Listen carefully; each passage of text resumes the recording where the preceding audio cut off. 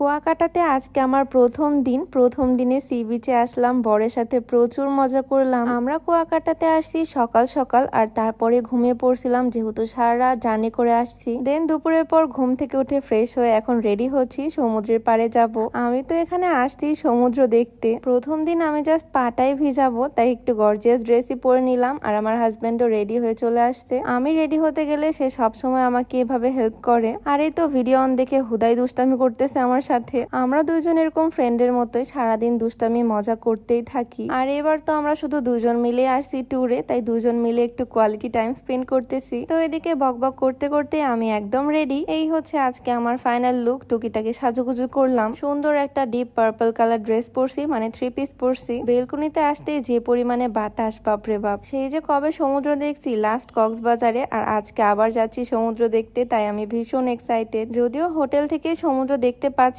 But আমি C বিচে যাওয়ার জন্য বেশি এক্সাইটেড। আমরা আসার পর থেকে মেঘলা ওয়েদারই দেখতেছি, দেখো কি পরিমাণে বাতাস। এই হোটেল থেকে সি বিচ খুব একটা দূরে না, তাই দুজন হেঁটে হেঁটেই যাচ্ছি। আর আজকে কিন্তু আমরা দুপুরেও খাওয়া দাওয়া করিনি, তাই ভাবলাম সমুদ্র দেখার আগে একটু খেয়ে দিয়ে যাই বিচে। খোদার ঠেলায় সে তো শুধু সাদা ভাতই খাওয়া শুরু করে দিচ্ছে। আমি ভাবছিলাম একদম সমুদ্র দেখে খাওয়া দাওয়া করে হোটেলে উঠবো, কারণ আমার আর তর সহ্য হচ্ছে না কখন যাবো সি বিচে, সেটার অপেক্ষাতে আছি। কোন রকম খাওয়া দাওয়া করে দৌড়াতে দৌড়াতে এখন যাচ্ছি সি বিচের দিকে। এখানে আমি আশেপাশে আনারকলি ফল অনেক খুঁজলাম কিন্তু পেলাম না। দেন বুঝলাম এই জায়গাতে আনারকলি ফল পাওয়া যাবে না, তাই কদবেল নিয়ে খাচ্ছি। আর দেখতে দেখতে ফাইনালি চলেই আসলাম সমুদ্রের কাছে। তাকালেই তো আমার চোখ জুড়িয়ে যাচ্ছে এই বিশাল সমুদ্রের দিকে। আমি তো এক দৌড় দিয়ে চলে আসছি একদম পানির কাছে। সমুদ্র আমার কাছে এত ভালো লাগে কেন আমি বুঝি না। অনেকেই বলে সমুদ্র থেকে নাকি পাহাড় বেশি ভালো লাগে, বাট আমার কাছে সবচেয়ে বেস্ট হচ্ছে এই সমুদ্র। এই সমুদ্রের বিশালতা, একদম জান শান্তি করা বাতাস, সবকিছুই ভীষণ ভালো লাগে। আর এই কুয়াকাটা সি বিচটা অনেকটাই ফাঁকা ফাঁকা, সেজন্য আরো বেশি ভালো লাগতেছে। ড্রোন ফ্লাই করা হলো, দেখো জাস্ট ক্লিপ গুলো কি পরিমাণে সুন্দর জায়গাটা।